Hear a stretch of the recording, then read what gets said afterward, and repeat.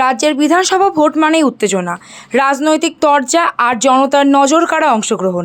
তবে এবারের ভোটে একেবারে আলাদা ছবি। কড়া নজরদারি, রেকর্ড সংখ্যক কেন্দ্রীয় বাহিনী আর একের পর এক কঠোর নিয়ম, সব মিলিয়ে নজিরবিহীন প্রস্তুতি দেখা যাচ্ছে পশ্চিমবঙ্গে। সবচেয়ে বড় সিদ্ধান্ত, বাইক র্যালির ওপর সম্পূর্ণ নিষেধাজ্ঞা। নির্বাচন কমিশনের নির্দেশ অনুযায়ী ভোটের 2 দিন আগে থেকে কোনো মোটর বাইক র্যালি করা যাবে না। শুধু তাই নয়, সাধারণ বাইক চলাচলেও আনা হয়েছে কড়াকড়ি। নতুন নিয়ম অনুযায়ী ভোটের আগে 2 দিন সন্ধ্যা 6টা থেকে সকাল 6টা পর্যন্ত মোটর বাইক চলাচল সম্পূর্ণ বন্ধ থাকবে। আর সকাল 6টা থেকে সন্ধ্যা 6টা পর্যন্ত বাইক চালানো গেলেও চালকের পেছনে কাউকে বসানো যাবে না। তবে কিছু ক্ষেত্রে ছাড় দেওয়া হয়েছে, যেমন চিকিৎসা সংক্রান্ত জরুরি প্রয়োজনে, পারিবারিক অনুষ্ঠানে কিংবা স্কুল পড়ুয়াদের যাতায়াতে। ভোটের দিনও একই নিয়ম বলবৎ থাকবে, অর্থাৎ ভোট কেন্দ্রে যাওয়া, চিকিৎসা বা জরুরি কাজ ছাড়া বাইকের পিছনে কাউকে বসানো যাবে না। এই নির্দেশ কার্যকর করতে ইতিমধ্যে পুলিশ প্রশাসনকে কড়া নির্দেশ দিয়েছে নির্বাচন কমিশন। কলকাতা সহ বিভিন্ন জেলায় জারি হয়েছে নোটিফিকেশন। নির্দেশ অমান্য করলে নেওয়া হবে কঠোর ব্যবস্থা, এমনই হুঁশিয়ারি দিয়েছে পুলিশ। তবে কেউ যদি বিশেষ কারণে এই নিষেধাজ্ঞা থেকে ছেড়ে যান, তাহলে স্থানীয় থানার কাছ থেকে অনুমতি নিতে হবে। এবার আসা যাক আরেকটি গুরুত্বপূর্ণ সিদ্ধান্তে, সেটি হলো মদের দোকান বন্ধ রাখা।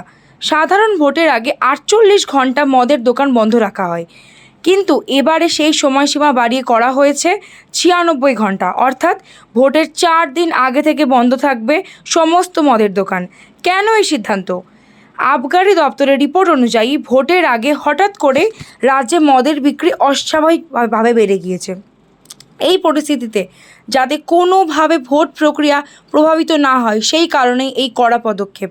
নির্দেশ অনুযায়ী প্রথম ও দ্বিতীয় দফার ভোটে 20 থেকে 23 এপ্রিল এবং 25 এপ্রিল সন্ধ্যা 6টা থেকে 29 এপ্রিল পর্যন্ত বন্ধ থাকবে প্রত্যেকটি মদের দোকান।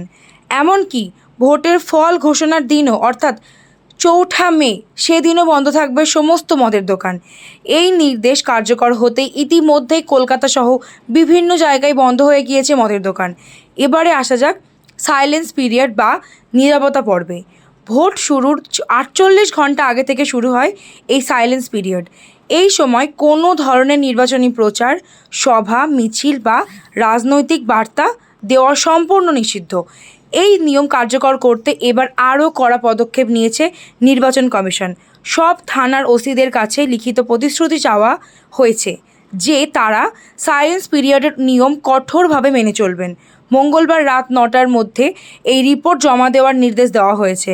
জেলা পুলিশ সুপারদেরও জানাতে হবে সংশ্লিষ্ট থানার ওসিরা এই প্রতিশ্রুতি দিয়েছে কিনা।